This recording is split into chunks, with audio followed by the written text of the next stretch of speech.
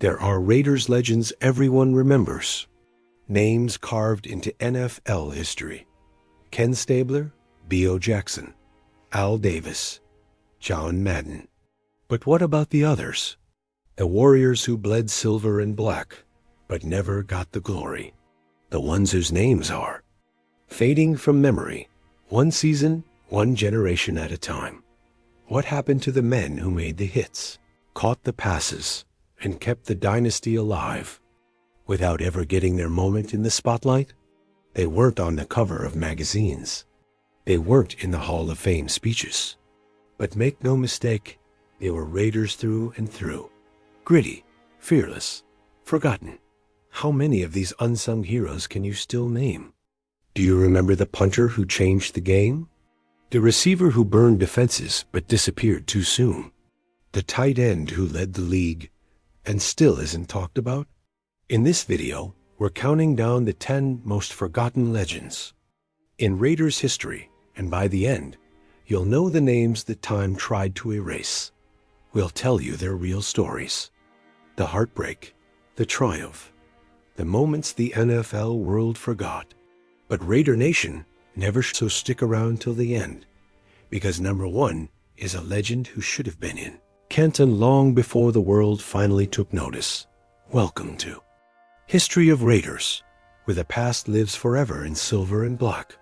If you love old school football, legendary players, and stories that deserve to be told, subscribe now and join the nation. Number 10, Jim Otto, the Iron Man of the trenches. Before we talk about the high-flying receivers or the flashy running backs, we need to start with the man who laid the foundation, a warrior, a survivor, a symbol of what it meant to be a Raider, Jim Otto.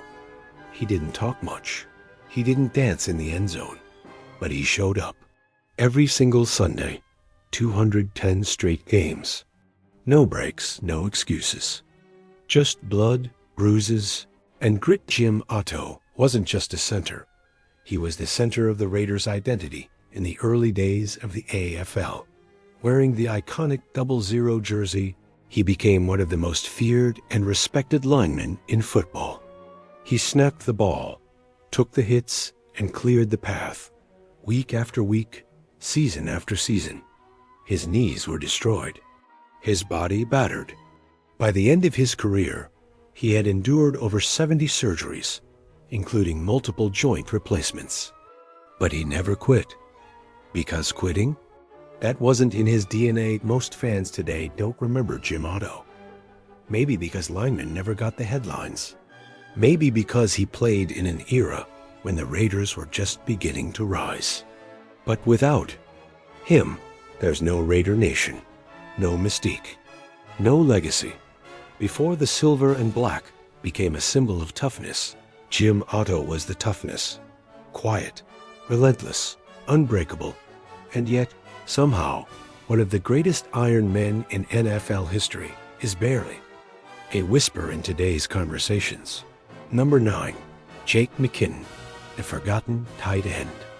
Long before the Raiders became known for dominant tight ends like Dave Casper and Todd Christensen, there was a different kind of warrior on the field, a man named Jake McKinnon.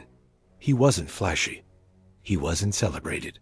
But he was everything the early Raiders needed: versatile, powerful, and fearless.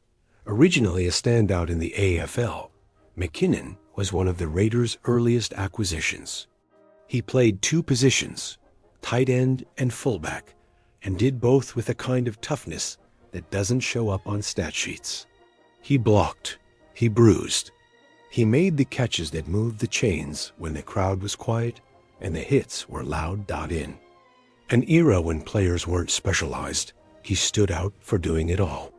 He was the kind of guy you wanted in your huddle, tough-minded, team first, and always ready to throw his body into the fire. But his story took a dark turn. In 1975, just a few years after his final game, Jake McKinnon died tragically in a car crash. He was only 38 years old, and just like that, his name began to disappear, overshadowed by the tight ends who came after: the Hall of Famers, the showmen, the Super Bowl stars. He didn't have a nickname like the Ghost.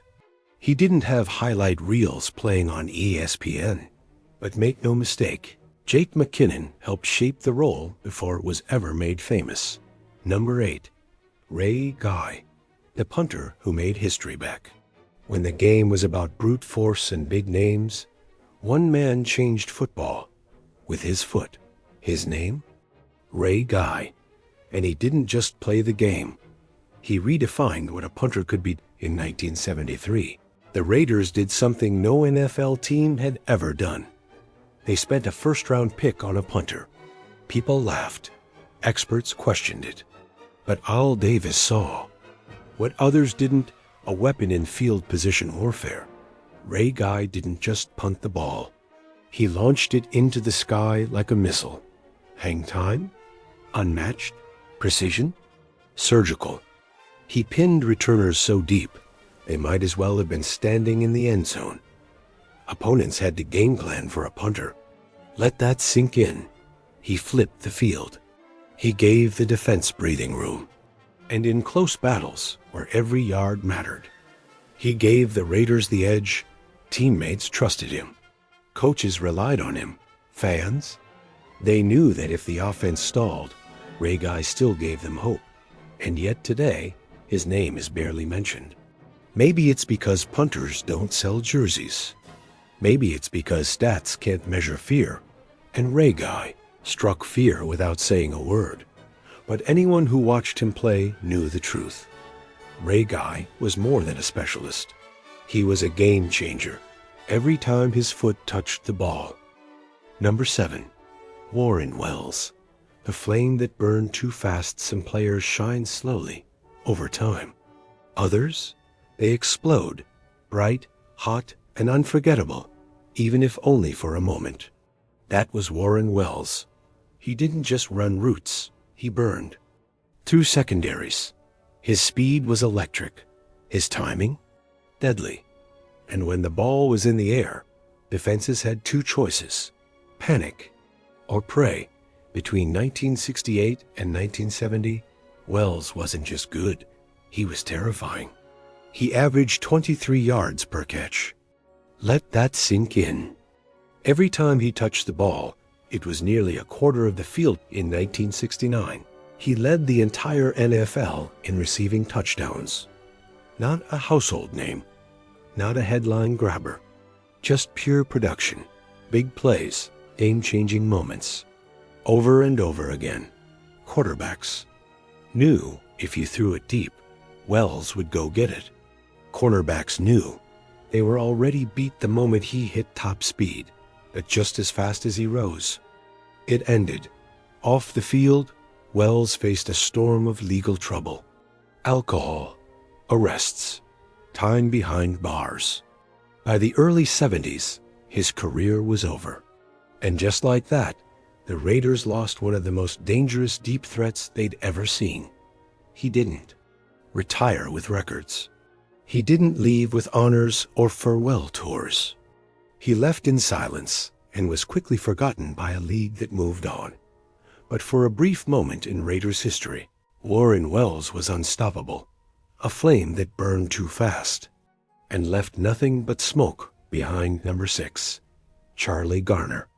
The underrated playmaker. Every great team has a spark. That one player who doesn't get the spotlight, but makes everything click. For the Raiders in the early 2000s, that spark was Charlie Garner. He wasn't the tallest, he wasn't the loudest.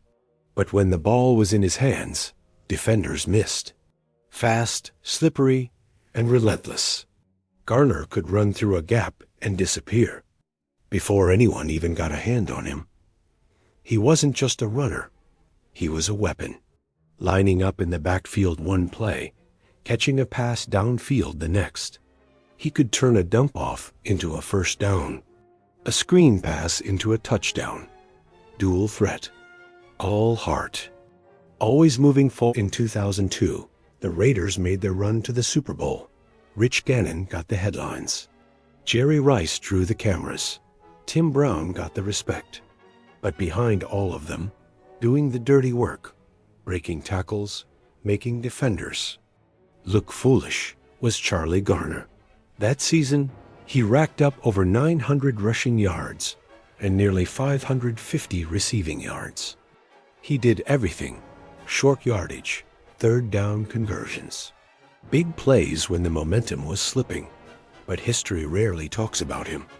Maybe because he wasn't a Hall of Famer. Maybe because he wasn't a loud personality. Or maybe because, even on his best days, he stood in the shadow of bigger names. Still, fans who watched that era closely remember. Charlie Garner was the engine behind the machine. Quietly explosive, consistently clutch. A playmaker who deserved way more than he ever got. Number 5, Reggie McKenzie, the quiet force on the line, while fans remember the touchdowns, the deep bombs, and the broken tackles. They often forget the men who made all of it possible. And Reggie McKenzie was one of those men in the 1970s. The Raiders built one of the most feared offenses in football.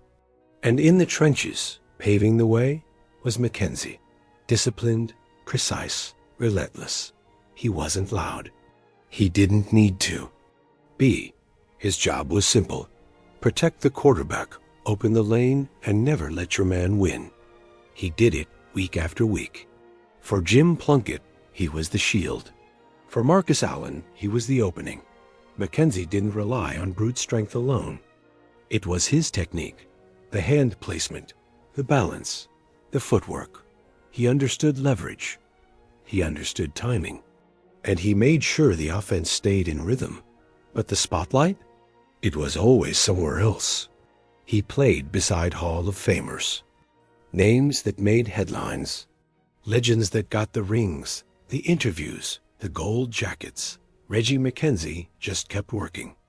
And because of that, most fans today don't even know his name. But those who watched closely remember the impact.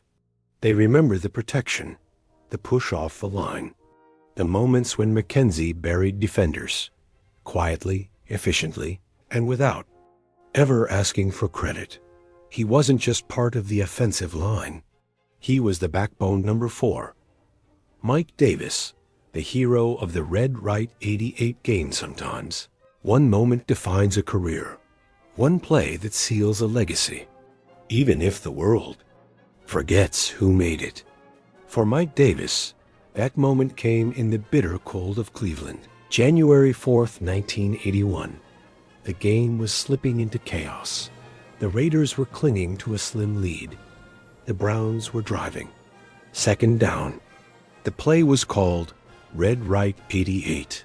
Cleveland went for the kill. Quarterback Brian Sipe dropped back. He fired into the end zone, chasing glory, and then Mike Davis happened. He leapt. He grabbed. Interception. Game over. Raiders win. One of the most dramatic playoff finishes in NFL history.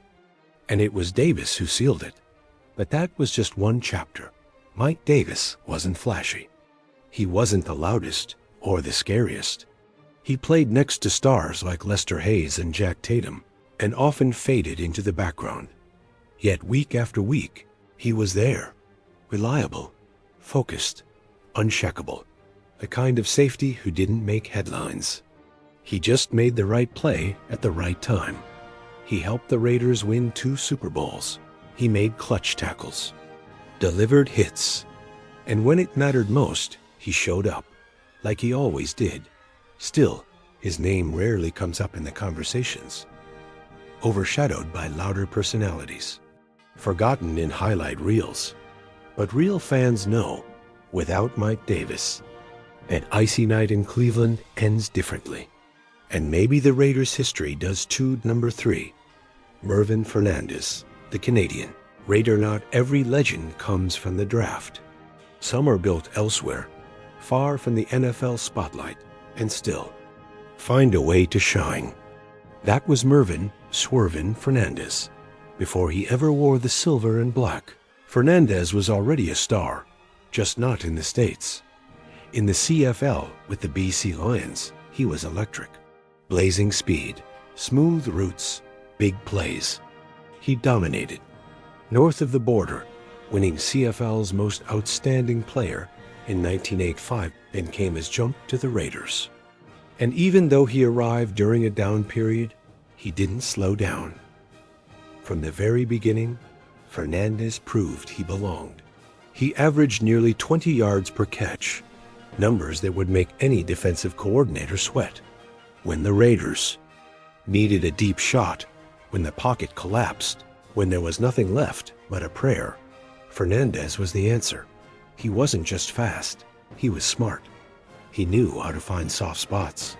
He could stretch a defense in ways few receivers could, but timing wasn't on his side. The Raiders were in a slump. No deep playoff runs. No Super Bowl trips. And as the team faded from relevance in the late 80s and early 90s, so did Fernandez's spotlight. He never became a household name, never got that championship moment. And despite being the team's top wideout, many fans today barely remember his impact. Still, the ones who watched remember the fear he put into secondaries. They remember the big plays, the smooth strides, the Canadian star who brought fire to a fading era. Number 2, Todd Christensen, the Renaissance tight ends. Some players don't just fit the mold, they shatter it. Todd Christensen was exactly that kind of player, not your typical tight end. He was intelligent, on and off the field, articulate, thoughtful, and with a sharp wit that set him apart. But when the ball snapped, all that brilliance turned into dominance. Twice in his career, Christensen led the entire NFL in receptions, something almost unheard of for a tight end. He wasn't just catching passes. He was redefining what it meant to be a weapon in the passing game. On the Raiders, he was a cornerstone, helping lead the team to 2 Super Bowl victories. He brought stability and playmaking ability that quarterbacks craved. He could find soft spots in coverage like no one else. His hands? Reliable as a rock. And his routes? Sharp and precise. But Christensen was also different, in ways that made him hard to pin down. His unique personality, his offbeat sense of humor, and his style made him stand out, sometimes, in ways the traditional NFL spotlight didn't know how to handle. He wasn't the flashy star, but the kind of player you noticed for his smarts and impact. Because of that, many Raiders fans today don't think of him first when they recall the team's greats. His contributions sometimes get lost in the noise of bigger names, but those who truly understand the game know. Todd Christensen changed the tight end position forever, and did it on his own terms. Number 1, Cliff Branch, the speedster, who deserved Canton sooner. There are players whose speed isn't just about how fast they run. It's about how quickly they capture your imagination. Cliff Branch was one of those rare athletes, a 3-time Super Bowl champion. Branch made the Raiders' offense electric for over a decade. His ability to stretch the field, to turn short throws into long touchdowns, was simply breathtaking. Defenders could chase, but they never caught him. One of the greatest deep threats in NFL history. Despite his impact, his name often lingered just below the surface. Branch wasn't flashy with interviews or headlines. He let his speed and plays do all the talking, but time wasn't kind. Though he belonged in the Hall of Fame long ago, Cliff Branch's induction only came after his passing, a painful delay for a player of his caliber. Recognition robbed him of the honor he deserved while he was alive. For fans who remember the Raiders' glory years, Branch was a constant, a silent assassin with blazing speed and clutch catches. His highlight reels could fill hours, yet too many today don't know his name. Still, those who understand Raiders history know this. Cliff Branch wasn't just a player. He was a legend waiting to be celebrated. And even if it came late, his legacy now shines as bright as ever. These players weren't just forgotten names or distant memories. They were Raiders, warriors who built the foundation, carried the legacy, and defined what it means to wear the silver and black. Their contributions shaped the team's history, even if their stories have faded with time.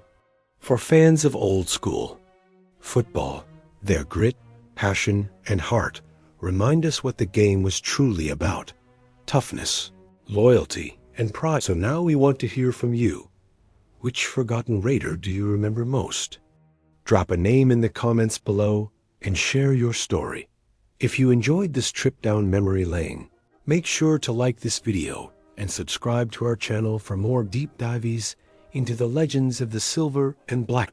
Thank you for watching, and welcome to the family.